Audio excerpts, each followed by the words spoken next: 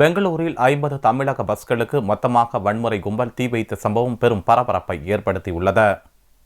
தமிழகத்துக்கு காவிரியில் தண்ணீரை திறந்துவிட்டதற்கு எதிராக கர்நாடகாவில் பயங்கர வன்முறை போராட்டங்கள் நடந்து வருகின்றன. இந்நிலையில் இந்த விவகாரத்தில் தலையிட்டுள்ள உச்சநீதிமன்றம் கர்நாடகத்தில் தொடரும் வன்முறைகளுக்கு கண்டனம் தெரிவித்தனர். இந்நிலையில் பெங்களூர் நைஸ் சாலையில் உள்ள KPN பஸ் பணிமனையில் நிறுத்தப்பட்டிருந்த தமிழகத்தை சேர்ந்த 50 பஸ்களை கன்னட வெறியர்கள் தீயிட்டு கொளுத்தினர். சேலத்தை தலைமையிடமாக கொண்டு செயல்படும் KPN டிராவல்ஸ் நிறுவனம் 50 பஸ்கள் தீக்கிரையானதாக தெரிவித்துள்ளது.